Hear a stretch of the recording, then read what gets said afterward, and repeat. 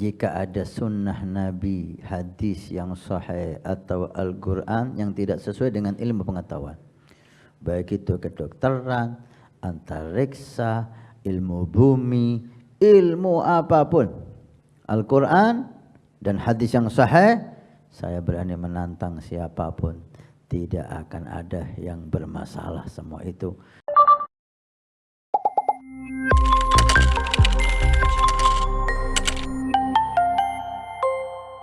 Datangnya dari Akhina Fuad ya, dari Alas-Sumur, Kota Probolinggo. Pertanyaannya adalah, mendengar kisah Nabi dan teladan beliau membahas 24 jam bersama Nabi, terasa kerinduan yang sangat ingin berjumpa. Beliau mengajarkan kepada kita mulai dari bangun tidur hingga tidur kembali sangat indah. Bahkan jika diteliti cara keilmuan di zaman modern, apa yang dicontohkan beliau semua benar. Contoh kecil, nyamuk yang masuk ke air, Nabi menganjurkan menyelupkannya karena di antaranya ada racun dan penawar dan terbukti dari penelitian. Pertanyaan saya Habibana, bagaimana cara agar mata diri ini yang penuh dengan maksiat bisa melihat wajah Nabi Muhammad SAW? Apakah ada kesempatan bagi diri ini yang banyak dosa bisa bertemu dengan Nabi Muhammad SAW di surganya kelak nanti? Allahumma salli wa sallim alaihi wa ala alihi. Sedikit saya dari ucapan tadi itu tentang nyamuk ya. Itu bukan nyamuk tapi lalat. Ya. Lalat. Idza waqa'a adzubabu fi ina'i ahadikum falyaghmisu thumma yanza'hu. Nabi bersabda, jika ada lalat yang hinggap di minuman kamu, maka hendaknya kamu memasukkan lalat itu semuanya. Yaghmisu. Jangan langsung diambil, tapi celupin semuanya dulu. Kemudian ambil dan buang. Kenapa? Dalam hadis yang lain, karena satu sayapnya itu racun dan sayap yang lain penawar dari racun itu. Bahkan di riwayat yang lain lagi Nabi mengatakan, ya lalat itu memasukkan sayap kirinya, yang racun yang dimasukkan. Sayap kanannya ke atas, maka masukin semuanya, kemudian buang lalat itu. Akhirnya sekarang udah terbebas dari racun. Mau Anda minum silahkan, gitu. Enggak Anda minum silahkan. Nabi enggak nyuruh minum. Nabi tidak menyuruh minum minuman yang sudah kemasukan lalat, enggak. Tapi Nabi menyuruh selesaikan dulu racun itu. Masukkan semuanya sayapnya itu, sehingga minuman itu steril dari racun lalat. Setelah itu terserah Anda. Anda nafsunya tidak tertarik untuk minum, silahkan jangan diminum. Anda merasa enggak ada masalah minum, minuman telah bebas dari racun. Dan ini beliau katakan 1445 tahun yang lalu. Saya kira di saat itu belum ada kedokteran yang mampu meneliti itu, kecuali ini benar-benar menunjukkan bahwa Nabi memang Rasul Allah Subhanahu wa ta'ala, wahyu dari Allah Subhanahu wa ta'ala. Memang kalau kita teliti semua sunnah Nabi sesuai dengan penelitian ilmu teknologi yang ada, semua sunnah Nabi. Bahkan Sayyidi Habib Umar pernah mengatakan, saya berani menantang siapapun,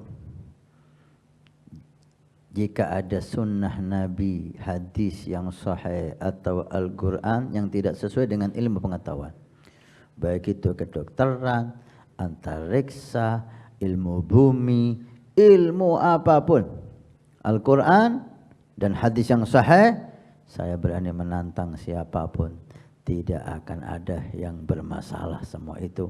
Karena sumbernya dari Rabbul Alamin. Gak mungkin Allah tidak tahu apa yang Allah ciptakan. Kalaupun ada ilmuwan siapapun itu yang menyalahkan sunnah Nabi, dia yang salah tanpa kita berpikir. Dan tunggu, tidak akan lama akan ada orang lebih pintar dari dia menyalahkan dia, membenarkan hadis Nabi Muhammad sallallahu alaihi wasallam. Karena ini wahyu minallah subhanahu wa ta'ala. Manusia bisa salah bisa benar, tapi kalau yang satu ini Rasulullah Muhammad sallallahu alaihi wasallam tidak mungkin salah, pasti benar. Ayo. Ketika kita mempelajari itu membuat kita semakin yakin kebenaran Rasulullah semakin cinta dan rindu kepada Rasulullah. Harapannya cinta dan rindu ini membuahkan kabar-kabar indah insyaallah. Di antaranya seperti yang diinginkan akhina Fuad, bermimpi berjumpa Nabi SAW di dunia dan berjumpa Nabi nanti di surga Allah Subhanahu wa taala. Kalau di akhirat kita harus bertemu Nabi. Kalau enggak celaka. Nabi bersabda, "Wailun man lam yarani yaumal qiyamah." Celaka mereka yang tidak melihat wajahku ini di hari kiamat. Enggak melihat wajah Nabi di hari kiamat. Udah siap-siap berarti calon penghuni neraka. Calon penghuni neraka tandanya tidak berjumpa Nabi SAW. Dari hadis inilah para ulama itu khawatir jika tidak mimpi Nabi dalam waktu beberapa hari. Beberapa hari nggak mimpi Nabi dia takut.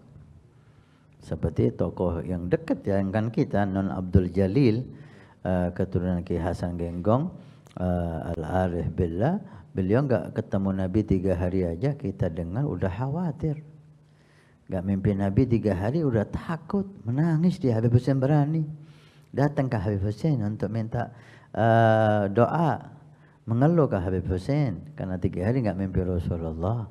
Setelah dari Habib Hussein dapat kabar gembira dari Habib Hussein berani, maka beliau tenang dan malamnya enggak lama mimpi Rasul sallallahu alaihi wasallam. Inilah orang-orang saleh. 3 hari, 1 minggu enggak mimpi Nabi gelisah. Kenapa? Dia takut di hari kiamat enggak ketemu Nabi. Man yarani fil manam fasaufa yarani fil yaqadha, sabda Nabi. Orang yang bermimpi berjumpa aku dalam tidurnya, nanti dia akan berjumpa aku ketika terjaga. Mafhumnya, saya yang enggak pernah mimpi berjumpa Nabi, maka dikhawatirkan tidak melihat wajah Nabi di hari kiamat. Naudzubillah. Mudah-mudahan Allah muliakan kita untuk berjumpa Nabi. Maka hendaknya perbanyak salawat kepada Nabi, perbanyak sunnah Nabi, hadiri majlis-majlis yang membuat kita rindu kepada Nabi, cintai orang-orang yang membuat kita tersambung kepada Nabi, sahabat Nabi, ahlul bait Nabi, para aulia. Ini kita cinta mereka, nyambung dengan Nabi Muhammad sallallahu alaihi wasallam. Maka penuhi hati anda cinta kepada Nabi dan orang-orang yang dicintai Nabi. Jauhi majlis atau orang-orang membuat kita jauh dari Nabi sallallahu alaihi wasallam.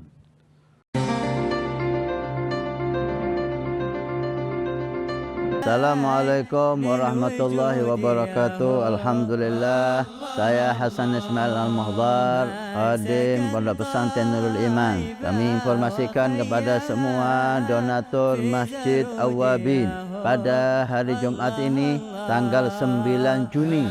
Alhamdulillah kita melaporkan perkembangan Masjid Awwabin. Lantai pertama sudah kita lewati dan sudah selesai, tinggal finishing. Dan ini lantai yang kedua juga sudah selesai pengedekan dan insyaallah sebentar lagi proses finishing.